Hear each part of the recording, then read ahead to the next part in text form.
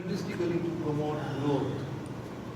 Synergistic activity means helping one another and growing. Synergistic activity, okay? Like symbiosis.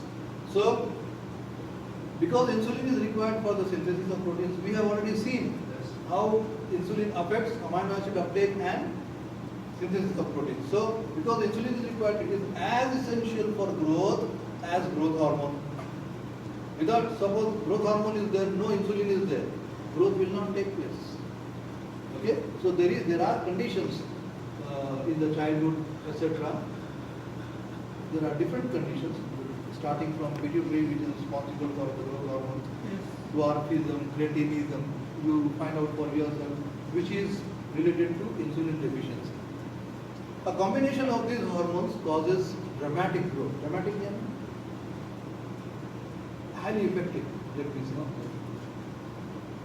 Thus, it appears that the two hormones function synergistically to promote growth.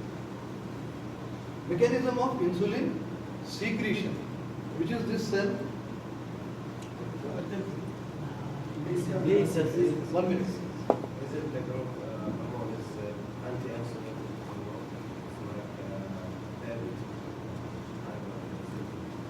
We are talking about function. We are talking about action on growth of insulin and growth hormone. On growth. Yes, on growth of the body.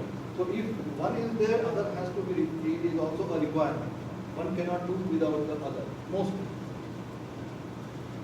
So naturally, so of course, like some of you have said, this is the beta cell of the pancreas. And we are talking about mechanism of insulin secretion. So naturally, till now you know when insulin is secreted from the beta cell. When it is secreted, when the blood glucose level is high, isn't it? So increased blood glucose level causes, there are various, now you must be knowing there are various glucose transporters present on the cell membrane. Right? They are all designated by GFGUT, glucose transporter 1, 2, 3, 4 like that. This primarily is, what we are concerned here is with GLUT2, glucose transporter 2. Why? Because it is a slower channel to open and it keeps open for a longer duration of time. Okay, longer duration of time. That is why we specifically mentioned GLUT2. So the GLUT2, which is the glucose transporter, it opens up and allows glucose to come inside the cell. Inside the cell, what will happen? Once it is coming inside the cell, it has to be, yes, it will be changed. It will be phosphorylated. This phosphorylation, okay, causes it to become from glucose to become glucose 6-phosphate. This glucose 6-phosphate, what is this pathway from biochemistry? Glycolysis? Glucose 6-phosphate? Glycolysis? Yes. Glucose 6-phosphate becoming ATP, which is energy, adenosine triphosphate. What is the pathway? Pathway is called as glycolysis. What is the name? What is the name? Krebs cycle. Krebs cycle, isn't it? So going through the pathways of Krebs cycle, which is basically oxidation, you will see that there is more and more energy production in the cell. Which cell? The beta cell. Now this increased ATP causes the leaky potassium channels. Do you remember that there are leaky potassium channels in the border of the cell, all cells? When there is increased ATP inside, the leaky potassium channels they close. The increased potassium, the increased ATP always has this effect on the potassium channels. What does it do? Closes them. Now, potassium is a positive ion. If the channel is closed, its concentration inside the cell will increase. Why? Because it is not able to go out. And the sodium potassium pumps, they are working. What are they doing? They are throwing out 3 sodium in exchange for 2 potassium. And the leaky channels for potassium have closed. So what will happen inside? Increase the concentration potassium. Now you know very well that when positivity inside the cell increases, that is called as depolarization. Right? You can say positivity increases, or you can say the outside remains less positive as compared to the inside. Inside becomes more positive. Whatever you say, you are right when you say that the membrane becomes depolarized. Right? Depolarization. So depolarization will cause opening of calcium channels. Okay? More and more calcium will enter the beta cells. And as you know, in case of, I don't know whether you have gone through the musculoskeletal system block or no, the neuromuscular junction, where when the nerve transmission comes, acetylcholine is released, isn't it, in the synapse? Why or how? Calcium has to move in there also. So those vesicles which are containing acetylcholine in case of the nerve ending, here the beta cells which are containing vesicles having insulin inside them. This insulin is already synthesized and prepared ready, kept in vesicles. So as soon as glucose levels are high, the vesicles, because of the movement of calcium inside, the vesicles move towards the periphery, towards the cell membrane, and they will give out their contents. They will give out insulin. What about sometimes when there is without increase in the blood glucose level, can we cause insulin secretion? Yes, through parasympathetic effect. How will that be caused? You know, inside the beta cell, there are calcium stores. Can you tell me the calcium stores inside the cell? In the endoplasmic reticulum, particularly which part of the endoplasmic? The T tubules and the J tubules, isn't it? The T and the J. Do you remember? Yes. Okay, so the calcium stores are there inside the cell also. So that particular calcium will be released through the phospholipase C pathway. Let us see. So do you understand? Effect of glucose and its mechanism of release. Naturally, like it is, I have written here, this is the primary mechanism for insulin release. Primary. But primary means there must be some secondary other mechanisms also. What are those other substances known to stimulate insulin release, like amino acids, arginine and leucine? Arginine and leucine, they will also cause this. Parasympathetic release of acetylcholine acting via the phospholipase C pathway. Sulfonylurea, cholecystokinin. These will also cause, these are other substrates which will cause, these are secondary methods of insulin release. And the gastrointestinally derived incretins such as GLP-1 and GIP. What is GLP-1? Glucagon-like peptide 1. GLP stands for glucagon-like peptide 1, and the glucose-dependent insulinotropic peptide, which is called as GIP.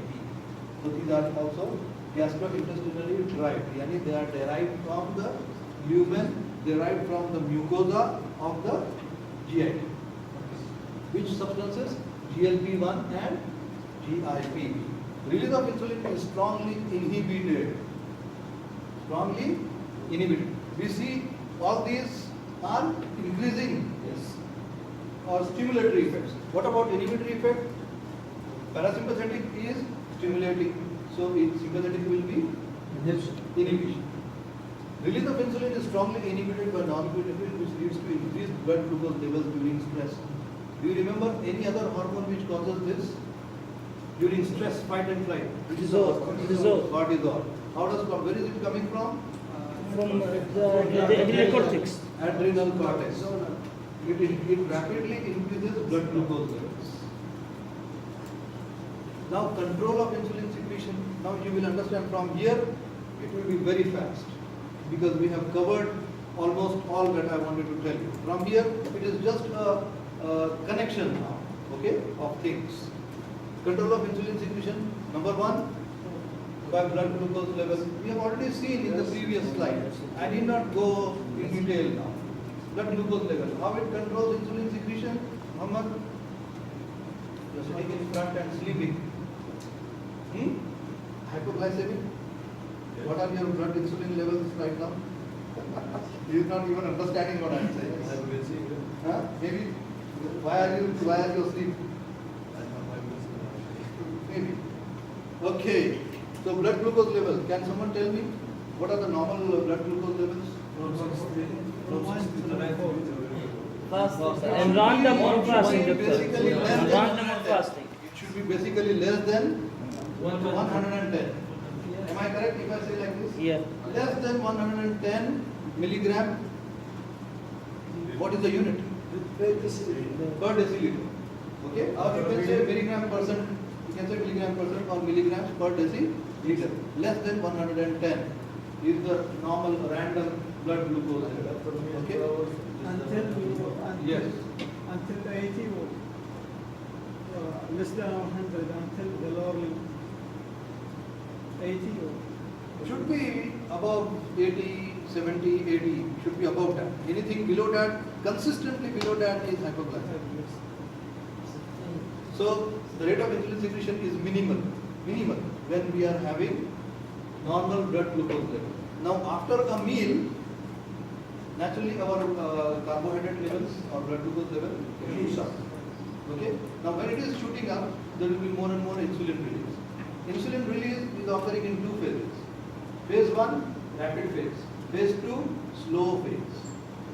The phase 1, rapid phase is why so? Because as we have seen in the previous slide, some of the insulin is already synthesized and stored in the vesicles. So as soon as the glucose level is high, the stored insulin is dumped out. So this occurs for a duration of 10 minutes. So as soon as the blood glucose level rises, there is a rapid phase injection, there is a rapid phase of secretion of insulin, which lasts for, what is the duration of this? About 10 minutes. Then what happens? As the insulin level is needed to be higher, because the blood glucose level is higher and higher for maybe 2 to 3 hours. Okay? Okay? After a meal. So similarly, insulin is also required. Now there will be rapid synthesis and secretion. So this will take about 15 minutes. And then this secretion of insulin, which is slow because it is being synthesized and secreted. Synthesized and secreted. So this takes continually slow, steady secretion for about 2 to 3 hours. Is it clear? Insulin secretion controlled by blood glucose level. At normal blood glucose level, the insulin secretion is minimal. As the blood glucose level rises immediately after a meal, there are two phases in which insulin is secreted. One is phase 1, which is rapid phase. Another is phase 2, which is slow phase. Rapid phase is because of the already pre-synthesized insulin present in the vesicles, it is just secreted out. Slow phase is because of the further synthesis and secretion. Hence it is slowly done over a period of 2 to 3 hours. Amino acids, like we have already seen, arginine and leucine. Gastrointestinal hormones, other hormones like gastrin secreting pancreas-3, GIP, which is gastric inhibitory peptide, another one, will cause a moderate increase in insulin secretion. Yet other hormones from the body, not GIT hormones, stimulators are glucagon. It will have an indirect effect. How it will stimulate? What is the function of glucagon? To increase the blood glucose level. When the blood glucose level will increase, insulin will come. Glucagon, growth hormone, as we have already seen. Cortisol, again we have talked about it. Progesterone and estrogen in case of the females, and inhibitors like somatostatin. Somatostatin is again inhibitory for growth hormone also. Isn't it? Autonomic nervous system, like I have already told you again, sympathetic and parasympathetic. Parasympathetic through the vagus stimulates insulin secretion. Sympathetic, now you know there are two types of receptors which are again divisible into two. So alpha and beta, two types, and alpha and beta again divisible into alpha 1, alpha 2, beta 1, beta 2. So over here, the beta 2 and alpha 2 adrenergic receptors. Sympathetic stimulation means adrenergic receptors. Beta 2 and alpha 2. The beta 2 are stimulatory while alpha 2 are inhibitory. They are conflicting. Beta 2 stimulatory, alpha 2 inhibitory. But let us see the net effect of norepinephrine from sympathetic nerves and epinephrine from adrenal glands, cortisol, on insulin release is inhibition due to dominance of the alpha receptors. Okay?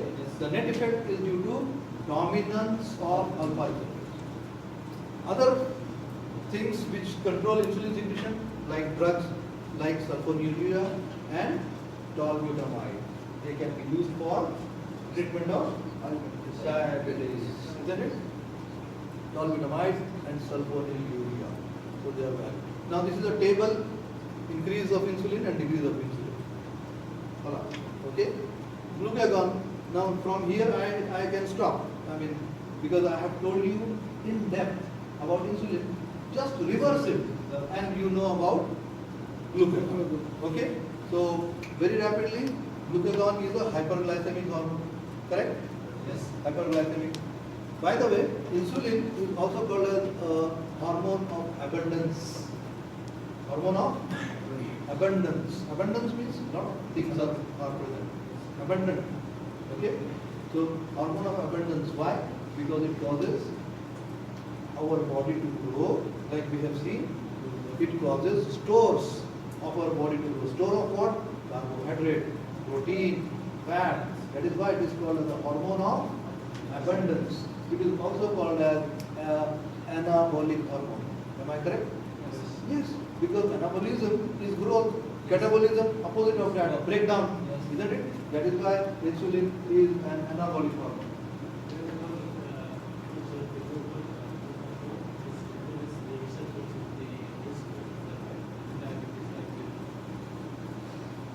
Glucagon.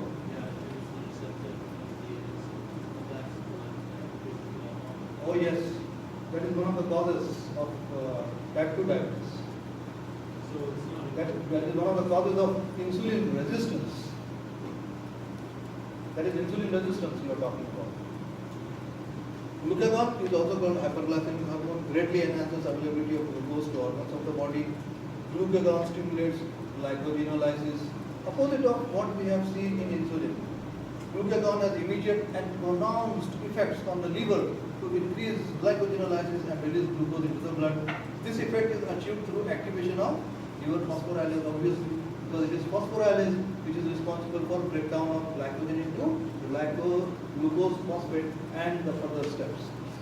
Liver phosphorylase and simultaneous inhibition of glycogen synthesis. Obviously, like insulin, opposite, yes, isn't it? Glycogen synthesis will be depressed here. We don't want it to be converted into glucagon stimulates gluconeogenesis. So opposite of what we have seen there.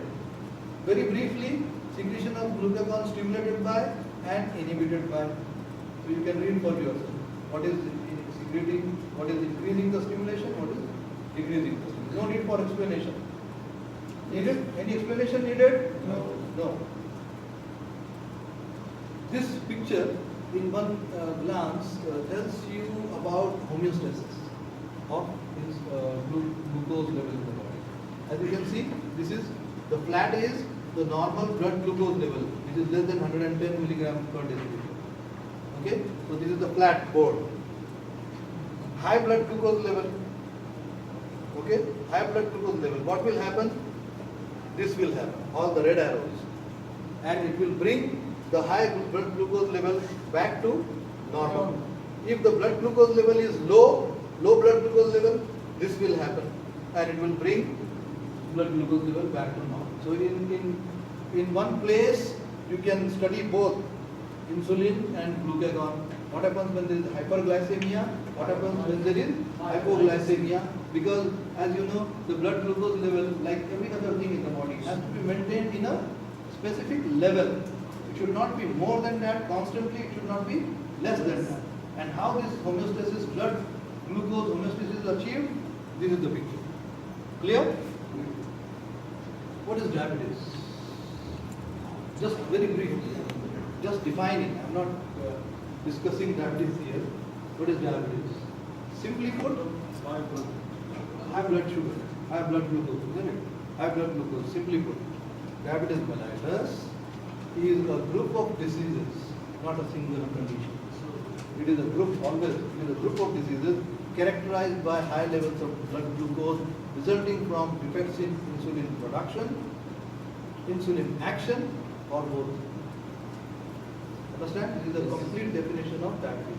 What is it? Group of diseases characterized by consistently raised high blood glucose level due to deficiency in insulin production or action or both simultaneous. Clear? Sure. Characterized by chronic hyperglycemia with disturbances of naturally, but like we have seen, when you know the effect of insulin, when insulin is disturbed, all the effects or functions of insulin will be disturbed. What are the primary functions? Like I have told you, hormone of abundance. So carbohydrate, fat, metabolism, protein metabolism, all will be affected, all will be disrupted. Effects of diabetes mellitus include long-term damage, dysfunction, and failure of various organs. That is why diabetes is called as an insidious disease. You know, insidious word? Insidious can be from the inside, without apparently showing, without apparently knowing anything. I mean, from the surface you cannot say anything, you cannot see anything. But insidiously from the inside, there is destruction. Like the Asaf of Musa alayhi salam. There was insidious destruction. You know. Types of diabetes mellitus, type 1, type 2 and gestational. There are other types also, but for you, for introduction to diabetes, I am just mentioning the 3 here. Type 1, why type 1? Because main hormone is insulin. So if insulin is not being produced by pancreas, you automatically call it as type 1. Because that is the primary thing. Okay? Hence it is also called as IDDM, insulin dependent diabetes mellitus. Type 1, insulin dependent diabetes mellitus. Because of whatever reason, maybe destruction of pancreas, maybe autoimmune conditions which lead to destruction of the beta cells, and hence there is no production of insulin in the body. Type 1. Type 2, insulin is there. Okay? Maybe it is inappropriately produced. Okay? Maybe less production is there, or maybe normal production is there, but there is something going wrong with the receptors of insulin on the body cells, which have become resistant to insulin. Hence, it is also called as non-insulin dependent diabetes mellitus. Why non-insulin dependent? Because insulin is there. Molecule. Okay? But there is insulin resistance. Combination of resistance to insulin action, inadequate insulin secretion, and excessive or inappropriate glucagon secretion, like this. So it is type 2. Gestational diabetes, a woman without diabetes.